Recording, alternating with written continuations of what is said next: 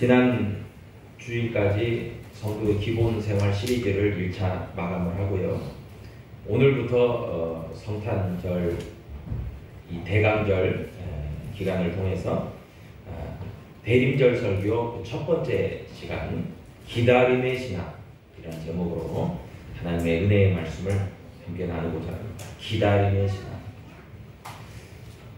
오늘 본문 말씀 로마서 8장 24절로 25절에 보면 우리가 소망으로 구원을 얻었음에 보이는 소망이 소망이 아니고 보는 것을 누가 바라리요. 만일 우리가 보지 못하는 것을 바라면 참음으로 기다릴지니라 라고 말씀합니다. 육신의 눈으로 그 소망은 결코 보여지지 않을 것이고, 그리고 하나님의 때가 무르익기 전에는 그 소망은 현실화되지 않기 때문에 참음으로 기다릴지니라. 그래서 오늘 말씀의 주제를 기다림으로 결정을 했습니다. 여러분, 대림절이라는 그 의미가, 대강절, 대림절이라는 의미가 아기 예수님 탄생인 성탄절을 앞둔 4주간의 절기를 가리키는 것입니다. 그게 대림절, 대강절이에요. 그래서 영어로는 advent라고 하는데, 이 advent라는 말이 출현하다, 등장하다 라는 뜻이에요.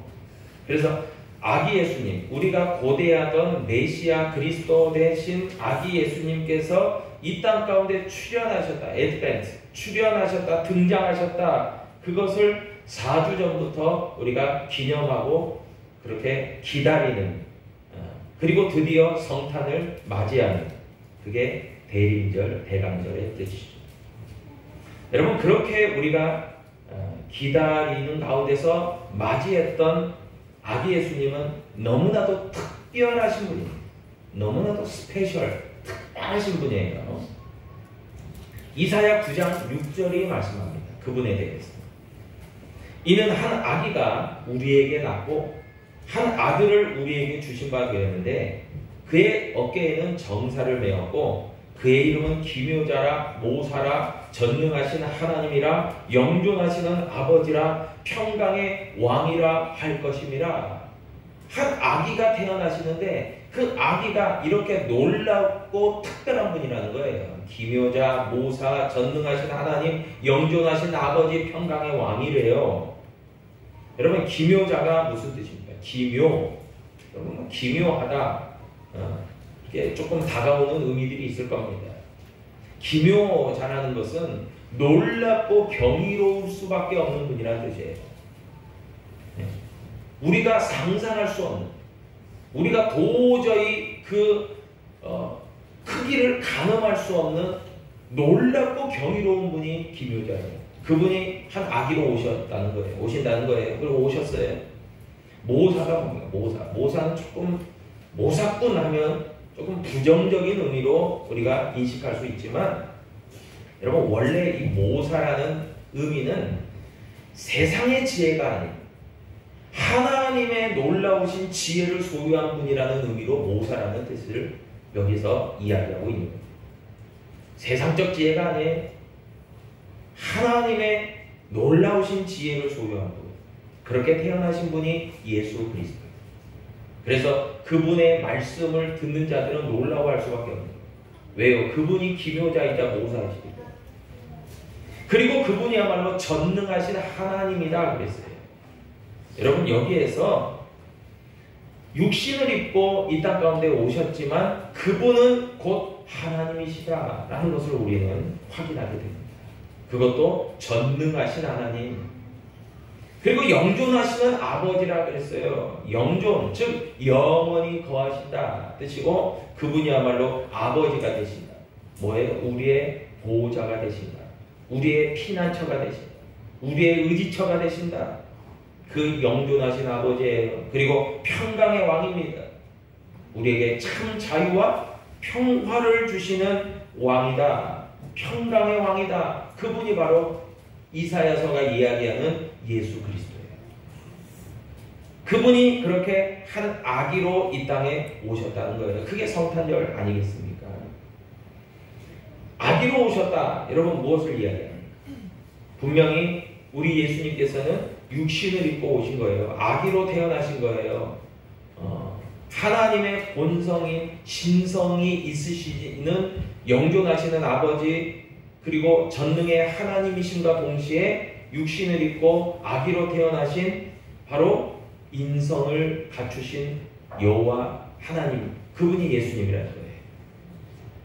여러분, 그분이 한 아기로 오셔서 그렇기 때문에 기묘하신 분이에요.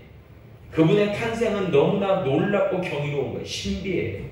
그래서 성육신 하신 것 자체가, 인카네이션 하신 것 자체가, 동정녀를 통해서 한 아기로 태어나신 것 자체가 너무 경이로워요. 신비해요. 이것은 인간의 지성으로, 이건 과학적인 그런 측정으로 결코 이것을 가늠할 수가 없어요. 그렇게 성육신하신 분, 그리고 구약의 예언대로 유대 베들레헴 한 동네에서, 그것도 초라한 마구간에서 지극히 낮은 모습으로 태어나셨어요. 구약 미가 5장 2절에 보니까 베들레헴 에브라다 너는 유다족 속 중에 작을지라도 이스라엘을 다스릴 자가 내게서 내게로 나올 것이라. 그의 근본은 상고의 영원에 있느니라. 그의 근본, 그분은, 예수님은, 그 메시아 그리스도 되시는 그분은, 그의 근본은 상고에 있다. 이 땅에 존재하는, 하지 않는 하늘에 있다. 하나님께 있다. 그리고 영원에 있다라고 미가 선지자가 예언을 했습니다. 그렇듯이 예언된 대로 그대로 유대 땅 베들레헴에서 예수님 태어나신 거예요. 예수님처럼 지혜로운 분이 있을까요? 예수님은 모사세요. 그래서 마태복음 7장 28절로 29절에도 보듯이 예수께서 이 말씀을 마치심에 무리들이 그의 가르치심에 놀라니 이는 그 가르치시는 것이 권위 있는 자와 같고 그들의 서기관들과 같지 아니하밀러라. 여러분, 서기관들이라는 것은, 사람들은 하나님의 말씀을 기록하고 율법을 정리하는 그런 위치에 있는 사람들. 저들은 율법에 대해서, 하나님의 구약의 말씀에 대해서 잘 알고 있죠. 그런 그들에게 없는 것이 예수님께 있습니다. 권위가 있고요, 지혜가 있다. 그래서 예수님은 그런 분으로 이 땅 가운데 오셨습니다.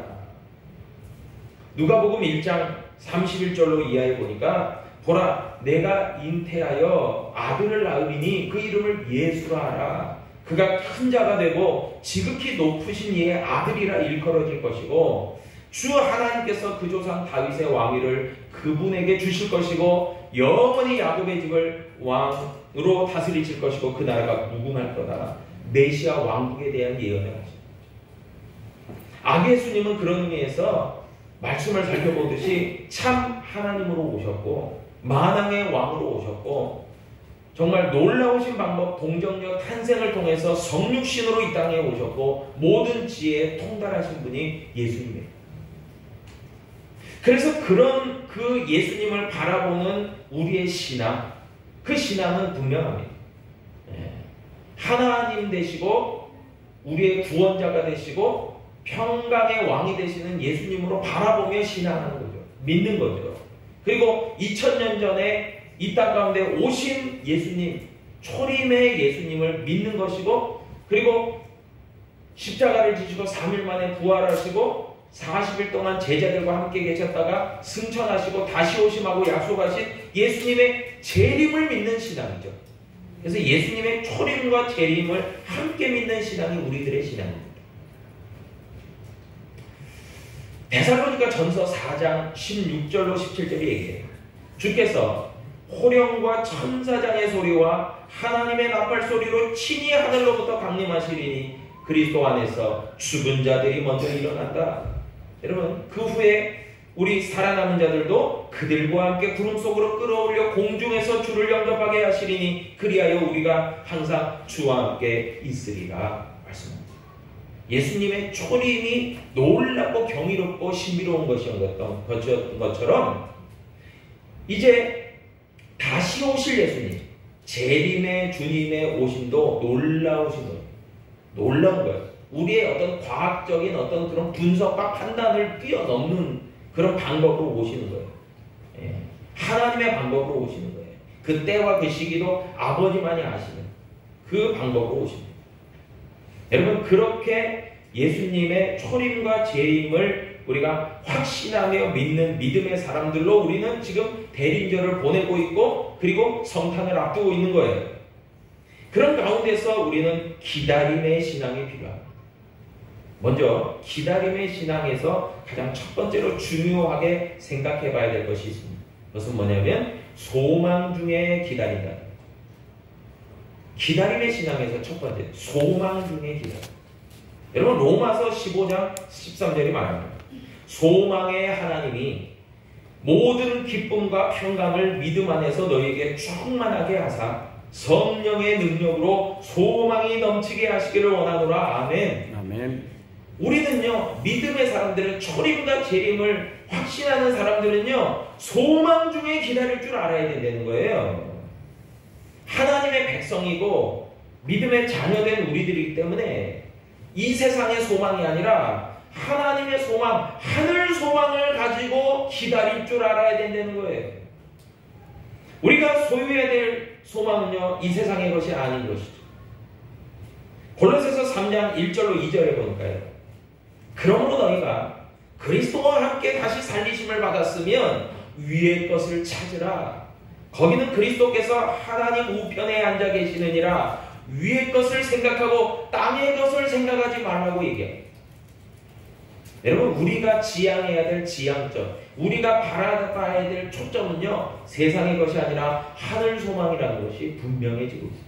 위의 것을 찾으래요. 여러분, 이 땅 가운데서 우리가 참 고초를 겪고 씨름하고 정말 마음이 답답하고 고통스러울 때, 여러분, 주변을 살펴봐도 아무 어떤 소망을 못 찾을 때, 여러분, 어디를 봐야 되겠습니까? 하늘에 계신 하나님을 바라보라는 거예요. 위의 것을 찾으라는 거예요. 그곳에 소망이 있음을 기억하라는 거예요. 그게 기다림의 신앙의 첫 번째. 하늘 소망을 가지고 하나님을 향하여 눈을 드는 것 말이에요. 두 번째는요, 기다림의 신앙에서 중요한 것은 준비하며 기다려야 된다는 것입니다. 소망을 가지고 여러분, 우리는 머물러 있는 자들이 아니라 준비하는 과정이 필요하다는 것이죠. 이 세상의 모든 것들도 준비 기간이 있고 과정이 있습니다. 여러분, 공부하는 학생들이 시험을 앞두고 테스트를 앞두고 준비하는 시간들을 갖습니다. 모든 일을 할 때에도 그에 적합한 적절한 준비를 하고 일을 진행시키는 것이 맞습니다. 여러분, 그렇다고 한다면 우리 믿음의 성도들에게도 영적인 준비가 필요한 것이죠. 재림하실 예수님을 맞이할 준비가 필요한 거예요. 초림의 주님이 나에게 오셨던 것처럼 재림의 주님도 나에게 반드시 오신다라는 것을 분명히 기억할 필요가 있는 거죠. 그리고 준비해야 됩니다. 마태복음 25장의 것을 잘 이야기해주는 열처녀 비유이죠. 25장 1, 2절에 보니까요, 그때 천국은 마치 등을 들고 신랑을 맞으러 나간 열처녀와 같다 하리니 그 중에 5은 미련하고 5은 슬기 있는 자라고 했어요.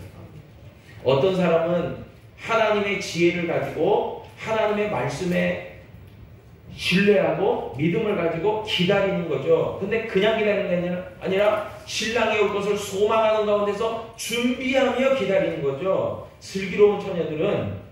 그런데 문제는 뭡니까? 마태복음 25장 13절에도 나오듯이 그런즉 깨어있으라 너희는 그날과 그때를 알지 못하여. 여러분, 사실상 기다린다고 할 때에 언제까지 기다려야 되는가가 우리가 참 답답한 거예요. 조급한 거예요. 그러나 분명한 것은 있습니다. 그때와 그 시는 하나님의 권한이고 우리는 알지 못해서 조급하고 답답할 수 있지만, 그러나 깨어있으라는 거죠. 깨어있는 것은 육신적으로 깨어있는 것을 의미하는 게 아닙니다. 영적으로 깨어있는 거죠. 왜 그렇습니까? 신랑 되시는 예수님 열처녀 비유에서 5명의 슬기로운 처녀들도 역시 졸았을 거예요. 다 졸며 잘세 그랬잖아요. 그런데 저들은 피곤해서, 육신이 피곤해서 졸지만, 잠깐 잠이 들지만 그냥 영적으로 깨어 있었다는 거예요. 그것을 반증하는 증거가 뭡니까? 등과 함께 충분한 기름을 준비하고 있었다는 것에서 알 수 있어요. 그러나 어리석은 다섯 처녀들은 등은 준비하고 있을지 모르지만 충분한 기름이 없어서 결론적으로는 혼인잔치에 참여하지 못하고 기름을 사러 간 사이에 그냥 문이 잠겨버렸어요. 여러분, 신랑이 더디온 것이 문제인가요? 아니면 충분히 기름을 준비하지 못한 것이 문제였을까요? 하나님께서는요, 충분한 기름을 준비하지 못하고 영적으로 깨어있지 못했던 것을 지적하시는 거예요. 그게 어리석다라고 이야기하죠. 여러분, 우리는 때로는 하나님께 하소연할지 몰라요. 하나님, 언제 오실지 정확한 시간을 알려주시면 잘 준비하고 있을 것 아닙니까? 라고 우리는 반문할지 모릅니다. 그러나 성경은 분명하게 이야기합니다. 마태복음 24장 36절에서요. 그러나 그날과 그때는 아무도 모르느니 하늘의 천사들도 아들도 모르고 오직 아버지만 아시느니라. 여러분, 하나님의 권한을 뛰어넘으려고 하지 마세요. 우리의 본분은 깨어 준비하고 있는 거예요.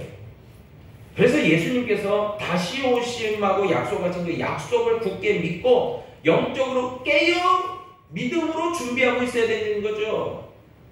네. 그 사람들이 슬기로운 사람들입니다. 지혜로운 사람들이에요. 그래서 잘 깨어 있어야 돼요. 마태복음 24장 42절에서도 그러므로 깨어 있으라. 어느 날에 너희 주가 임할는지 너희가 알지 못하기 때문이라고 말씀합니다. 여러분, 영적으로 깨어 있다는 것은 사실상 마치 전시 상황에서 정말 비상대기를 하고 있는 사람들과 같을 거예요. 적들이 안 쳐들어오면 좋겠지만 언제든지 쳐들어올 수 있어요. 그러면 방비를 소홀히 하지 않아요. 언제든지 공격받아도 대응할 수 있는 준비를 다 갖춰놓는 거죠. 여러분, 그러지 않겠습니까? 그런데 우리의 이 영적으로 깨어있다는 것은 항상이에요. 어느 때는 안 깨어있어도 되고 어느 때는 깨어있어야 되고 이게 아니에요. 늘 우리 믿음의 성도들은요, 예수님 오실 때까지 전시 상태예요. 사실은 영적 대결 상태예요. 그것을 에베소서 6장 12절로 13절에 분명히 얘기해주고 있어요. 우리의 씨름은 혈과 육을 상대하는 것이 아니요 통치자들과 권세들과 이 어둠의 세상 주관자들과 하늘에 있는 악한 영들을 상대해요. 여러분, 이 악한 영들, 이 어둠의 세상 주관자들이 호시탐탐 마치 정말 사자가, 우는 사자가 두루 삼킬자를 찾는 것처럼 호시탐탐 노리고 있는 거예요. 여러분, 그렇기 때문에 우리는요, 항상 깨어 있는 거죠. 항상 깨어 준비하고 있어야 돼요. 그렇기 때문에 하나님의 전신갑주를 취하고 이는 악한 날에 너희가 능히 대적하고 모든 일을 행한 후에 서기 위함이라고 말하잖아요. 여러분, 그렇기 때문에 잘 준비하고 있다는 것은 깨어있는 것이고 영적으로 깨어있는 것이고 하나님의 전신갑주를 입고 무장되어 있어야 되는 거죠. 무엇보다도 성령의 검과 말씀의 검을 잘 준비하고 있어야 돼요. 녹슨 칼로, 녹슨 방패로 무엇을 할 수 있겠어요? 여러분, 또한 잘 준비되어 있다는 것은요, 에베소서 5장 18절에 얘기하듯이 술 취하지 말라. 이는 방탕한 것이니 오직 성령으로 충만한 바. 여러분, 아무리 잘 훈련되어진 군인이라도요, 그냥 흥청망청 술 취해서 그냥 나자빠져 있는데 비상 걸려서 적들이 몰려오면 다 죽는 거예요. 여러분, 세상에서 우리가 경계해야 될 것이 이런 허랑방탕이죠. 탕자에서도 나오죠. 아무리 재물이 많아보세요. 허랑방탕하면 다 무용지물이에요. 그냥 망하는 거예요. 죽는 거예요. 여러분, 그렇기 때문에 영적으로 깨어서 잘 준비하고 이 시대 가운데서 믿음으로 잘 기다릴 줄 알아야 돼요. 그게 기다림의 굉장한 부분일 겁니다. 그게 두 번째죠. 세 번째는요, 여러분, 우리가 하나님을 소망 중에 잘 준비하고 기다렸다면 이제 마지막으로 우리가 정말 신경 써야 되고 또 잘 주의해서 가야 될 게 무엇이냐면 어떤 기다림의 신앙으로 우리가 기다려야 되느냐? 충성스러운 신앙으로 기다린다. 여러분, 마태복음 24장 45절로 46절에 보니까 충성되고 지혜 있는 종이 되어 주인에게 그 집 사람들을 맡아 때를 따라 양식을 나눠줄 자가 누구냐? 주인이 올 때에 그 종이 이렇게 하는 것을 보면 그 종이 복이 있으리라. 마태복음 25장 21절도 얘기합니다. 그 주인이 이르되 잘하였도다 착하고 충성된 종아 내가 적은 일에 충성하였으매 내가 많은 것을 내게 맡기리니 내 주인의 즐거움에 참여할지어다 말씀입니다. 여러분 우리에게 필요한 신앙의 자세는요 충성이에요. 정말 하나님이 하라고 하시는 것을 충성되이 행할 줄 아는 사람들이 필요합니다. 참 이게 굉장히 중요한 것 아니겠습니까? 우리는 그리스도의 향기요 그리스도의 군사잖아요. 그렇기 때문에 하나님의 말씀에 하나님의 명령에 충성할 줄 알아야 돼요. 그렇게 기다려야 돼요. 그냥 하나님이 말씀하시면 종이 듣겠나이다 말씀하옵소서 하고 가는 사람들이 필요합니다. 여러분 그래서 말씀을 결론 내리면 여러분 기다림의 신앙 예수님의 초림을 확신하고 믿고 예수님의 재림을 기다리는 가운데서 이 대림절을 보내며 성탄을 우리가 기념하려고 하는 우리들에게 하나님께서는 기다려라. 그런데 그냥 기다리는 게 아니라 하늘 소망을 가지고 하나님의 소망을 품고 바라보며 육신으로 바라볼 수 없는 영적으로 바라볼 수 있는 것을 바라보며 기다려라. 그리고 항상 깨어있으며 준비하며 기다려라. 그리고 충성스러운 일꾼의 모습으로 기다려라 라고 우리에게 말씀하십니다. 여러분 저와 여러분들에게 그런 충성된 믿음의 일꾼 믿음의 제자의 모습이 저와 여러분 가운데 있기를 다시 한번 주님의 이름으로 부탁을 드립니다. 기도하겠습니다. 아버지 하나님